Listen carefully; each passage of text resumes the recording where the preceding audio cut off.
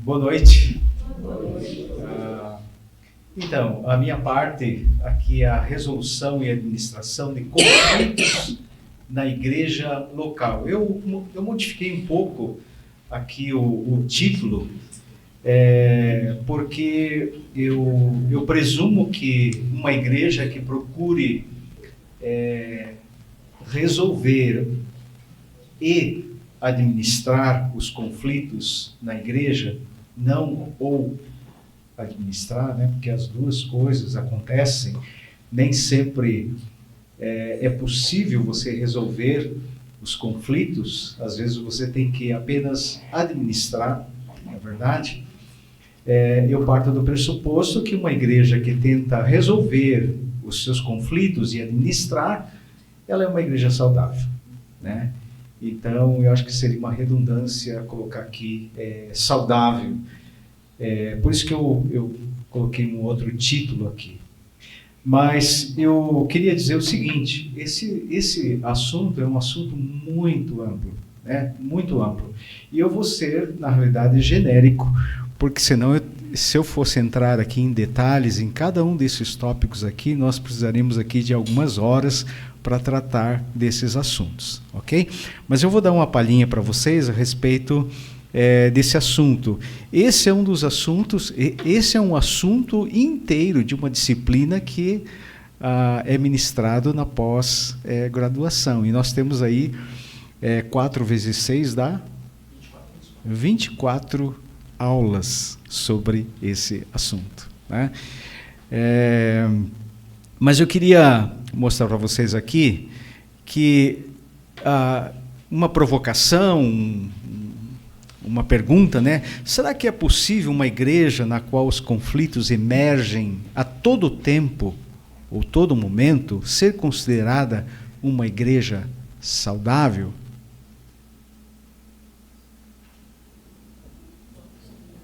Sim ou não? Depende do tipo de conflito, né? Dependendo do tipo de conflito, ela não é saudável. Mas, por outro lado, né, excetuando esses conflitos, ela pode ser saudável. Porque, na realidade, é impossível uma igreja não ter conflitos, né? É impossível. Então, nós poderíamos relativizar aqui a nossa resposta. Depende, né? Depende. Por exemplo, nós temos o apóstolo Paulo lamentando o litígio lá na igreja de Corinto, né? Lamentando também as divisões na igreja de Corinto. Mas, por outro lado, existem conflitos que são normais dentro da igreja. Por exemplo, na igreja de Roma, aqueles que faziam, por conta dos seus costumes, aqueles que comiam legumes e aqueles que comiam carne, né? Aqueles que tomavam vinho e aqueles que não tomavam vinho. Então havia um conflito ali. E Paulo, né, ele diz que o reino de Deus não consiste nessas coisas. Então nós temos ali um conflito, e que é normal, né? O conflito de hábitos, conflitos de costumes dentro da igreja, nós sempre vamos ter. Um autor chamado Jensen, acho que deve ser assim o nome, não sei, ele diz assim que a saúde de uma igreja não pode ser medida pela ausência de conflitos. Uma igreja saudável é aquela que aprendeu a lidar com os conflitos quando eles se apresentam. Tá? Então, aqui não se trata de ausência de conflitos, mas se a igreja sabe como lidar com esses conflitos que aparecem aí no decorrer da existência da igreja. E aí toda a igreja tem conflitos, né? A minha igreja tem conflitos, não sei a sua. Mas eu acredito que é alguma coisa assim axiomática, né? Quer dizer, toda a igreja tem conflitos, ok? Um autor chamado Lyle Schiller, não sei se é assim, né? Citado pelo pastor London Jr., ele diz que o líder da igreja ele gasta 20% do seu tempo lidando com conflitos dentro da igreja. Essa porcentagem é a mesma porcentagem que um gestor gasta na empresa resolvendo conflitos. Se você pegar a literatura aí sobre liderança, você vai encontrar essa mesma porcentagem. É claro que pode existir, né, em alguns lugares essa porcentagem pode ser mais ou menos, talvez nós tenhamos aqui uma média. Então, administrar e resolver conflitos faz parte da liderança da igreja, faz parte do ministério pastoral, não é verdade? E aí o nível de conflito tem menos a ver com o problema e mais com a reação das pessoas diante do problema. Tá? Então depende como que as pessoas reagem diante de um conflito. Porque, teoricamente, todo conflito pode ser resolvido, mas vai depender, né, da reação das pessoas ou da ação das pessoas. Como que elas agem em relação àquele conflito. Então, nós vemos aqui que a questão de como as pessoas reagem diante do conflito que é a questão. Né? Pode ser o problema mais grave, mas se as pessoas estiverem dispostas a resolver aquela questão, isso é possível resolver.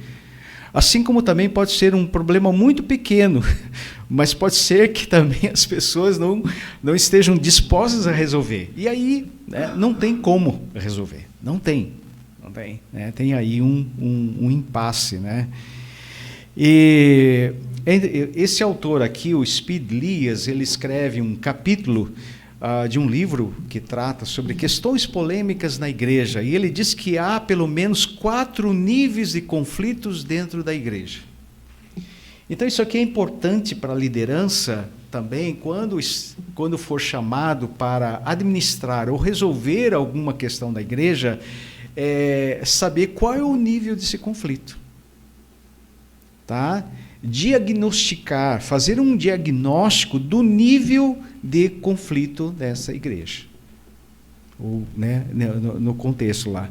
E aí, em cada nível, 2 fatores principais dimensionam o tamanho da dificuldade. Os objetivos, que seriam as motivações das partes envolvidas, né, porque as partes envolvidas elas vêm, às vezes, para o encontro, né, para a mediação, mas com as suas motivações. Que motivações são essas? Né? Então, isso é muito importante na resolução de conflitos ou na administração de conflitos. E a quantidade de ideias distorcidas. Tá? Porque quando você tem um conflito, às vezes, ambas as partes têm ideias distorcidas, que precisam ser esclarecidas. Né? E aí, nós temos essas 2 questões aqui, 2 fatores importantes. E aqui nós temos os níveis de conflitos dentro da igreja. Eu só quero citar aqui e rapidamente falar sobre eles. O primeiro nível é o nível de apuração. Aqui existe um ótimo nível para administração e resolução de conflitos. Ambas as partes elas estão dispostas a chegar a um acordo. Elas estão bem motivadas para chegar a uma solução. É um nível maravilhoso. Oxalá nós tivéssemos, né, todos os conflitos na igreja, nós tivéssemos só nesse nível, todos os problemas seriam resolvidos. Então, esse é o primeiro nível. O segundo nível é o nível da divergência. E aqui a posição das partes é uma posição defensiva. Tá? Assume uma posição defensiva. E nesse nível ainda é possível resolver o conflito, ainda que estejam nessa posição defensiva. Tá? E na medida em que o nível vai avançando, vai ficando mais difícil. No terceiro nível existe o nível da disputa. E aqui da defensiva o conflito vira uma disputa. né? E aqui já é mais difícil você resolver, administrar ou resolver o problema, né? O problema muitas vezes fica em segundo plano e a disputa fica em primeiro plano. Quem tem razão, né? Então aqui realmente fica mais difícil. No quarto nível existe o nível da luta ou fuga. Aqui a disputa se torna maior e mais grave e existe a tendência ao rompimento. Tá? Então, é um nível mais grave de conflito e é muito difícil chegar a administrar ou chegar a uma resolução nesse nível. Tá? Porque ambos os lados eles estão dispostos a se atracar ou fugir, ou abandonar ali o encontro para resolver o problema. E o último nível é a relação impossível. E aqui não basta ganhar, aqui é necessário perseguir. Mesmo que os dois grupos se afastem, eles continuam fora daquele contexto, se agredindo, perseguindo e tal. E é interessante que nós temos essas situações aqui no Novo Testamento. Ou na Bíblia a gente tem. Né? Pena que nós não temos tempo para ver essas situações aqui na Bíblia. Mas é importante isso, gente, até mesmo para a gente sair daquela fantasia, né? Quem é líder, sair daquela fantasia que todo problema pode ser resolvido. Né? Nem sempre é possível ser resolvido. A gente tem que aceitar essa dura realidade. Né? Nem sempre é possível. Tá? E princípios gerais para a resolução e mediação de conflitos na igreja. Pessoas competentes na igreja devem resolver ou mediar conflitos. Não precisa ser necessariamente o pastor ou líder, né? Mas pessoas competentes. Né? Aqui em 1 Coríntios, lá no capítulo 6, versos 1 a 6, Paulo fala sobre o litígio entre irmãos, porque eles estavam resolvendo essas questões lá fora. E aí Paulo questiona, olha, não tem ninguém sábio aí dentro da igreja para resolver isso? Para mediar esse conflito? Tá? Lá em Filipenses 4, 2 e 3, o apóstolo Paulo apela, né, para que alguém ajude na mediação do conflito entre Evódia e Síntique, porque aquelas irmãs estavam brigadas. Não é verdade? E lá em 1 Timóteo 1, 3 a 7, nós temos o apóstolo Paulo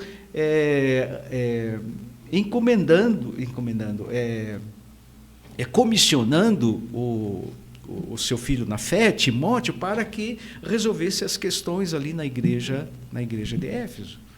Tá? Então, pessoas competentes na igreja devem resolver e mediar conflitos. Tá? Em segundo lugar, o papel do líder na administração e resolução de conflitos na igreja depende do tipo de problema. Tá? Então, pode ser que o pastor tenha que usar a autotutela ou a imposição de uma resolução.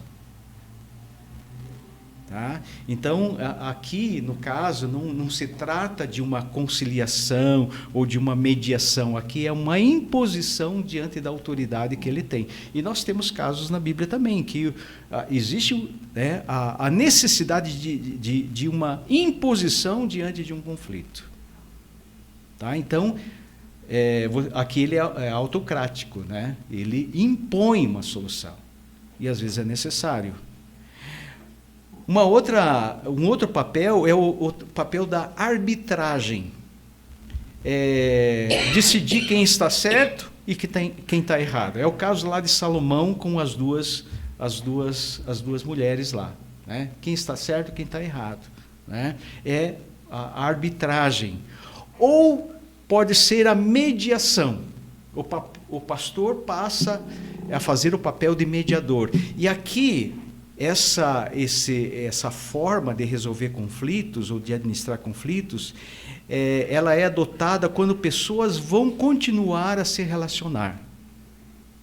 Então, aqui existe um cuidado para que, após a resolução do conflito, as pessoas fiquem numa boa, porque vão estar no mesmo local, não é verdade? Então, isso aqui é importante, isso chama-se mediação. Tá? Então, aqui tem outros objetivos além de, né, resolver a questão. E existe a conciliação. A conciliação é quando você tenta resolver um problema de pessoas que não vão mais conviver. Né? Cada um vai sair com o seu ganho, com a sua perda, né? Naquela questão, mas não vão mais estar juntos. Então, depende da situação. Eu poderia dar um exemplo aqui, no caso de Abraão, quando Abraão ele resolveu o conflito entre os pastores de Ló e os pastores dele. Ele, na realidade, ele tem uma combinação de papéis, porque ele, ao mesmo tempo que ele faz o papel de mediador, porque ele não queria, na realidade, se separar de Ló, né, perder o parentesco, ficar brigado com o parente, mas ele usou também a conciliação. Aqueles pastores não iriam mais estar juntos, cada um vai estar no lugar. Se você for para a direita, eu vou para a esquerda. Se for para a esquerda, eu vou para a direita. Então, ele utilizou aqui 2 papéis, né, aqui nesse conflito. Em terceiro lugar, os métodos utilizados na igreja para administração e resolução de conflitos é variado, gente. Não existe uma fórmula. Não existe. Eu podia mostrar aqui para vocês vários métodos de Gênesis a Apocalipse de como conflitos podem ser resolvidos. Então, não existe uma fórmula. Né? Depende aqui do conflito. Que tipo de conflito é esse? Depende da gravidade do conflito e depende também da reação das pessoas. Então, você vê, a gente tem que avaliar todas essas questões para ver como é que nós vamos lidar com essa situação. Por isso que eu não vou colocar aqui nenhuma fórmula para você chegar na igreja e aplicar em todas as situações, porque tudo isso precisa ser avaliado, né? Levado em consideração. E, em quarto lugar, o líder tem todas as ferramentas para administrar e resolver conflitos dentro da igreja. Ele tem a palavra de Deus, ele tem a autoridade, ele tem poder delegado, né? Ele tem as virtudes cristãs, ele tem métodos que nós encontramos na Bíblia, né? E existem técnicas também. Então, ele tem todos esses elementos. Por isso que essa disciplina, na pós-graduação, ela é super importante. Super importante. É uma das matérias mais importantes que eu considero. E, por último, gente, né, eu queria dizer o seguinte: não existe apenas uma maneira de resolver e administrar conflito. As maneiras são muitas, maneiras negativas e positivas, legais e ilegais, morais e imorais, éticas e antiéticas, adequadas ou inadequadas, legítimas e ilegítimas. As técnicas são importantes, mas também não são únicas e talvez não sejam as mais importantes. Antes delas, use a sabedoria, a espontaneidade e a criatividade, o feeling, o coração e a intenção. Que suas soluções sejam as mais positivas, legais, morais, éticas adequadas, legítimas e com o maior número de ganhos possíveis para todas as partes. Essa é a maneira mais inteligente de solucionar problemas. E aqui eu acabei indo para a conclusão e tinha um slide ainda. Eu só queria ler aqui, ó. Existe um exemplo bíblico lá da carta de Filemão. Nessa carta, o apóstolo mostra como resolver um conflito. Você veja o tipo de administração do conflito, o papel. Ele foi um mediador, porque ele estava tratando de pessoas que continuariam a existir, Filemão e Onésimo. Filemão e Onésimo. E veja como que Paulo procedeu. Ele viu ambos os lados. Ele não viu só o lado de Filemão, mas ele viu o lado de Onésimo. tá? As suas palavras foram adequadas. Paulo, nessa carta, ele é mestre da diplomacia, gente. As palavras que ele usa nessa carta foram selecionadas, pensadas, né? Os seus argumentos faziam sentido. Ele apelava para o amor de Filemão, ele apelava para a dívida que Filemão tinha em relação a ele.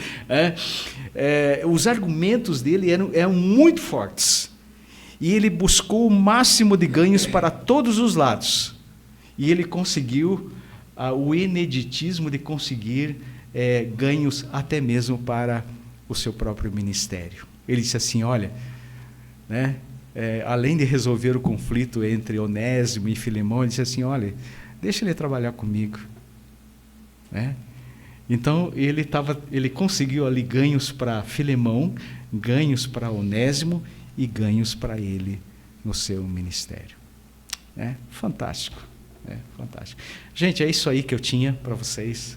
Tá bom? Deus abençoe.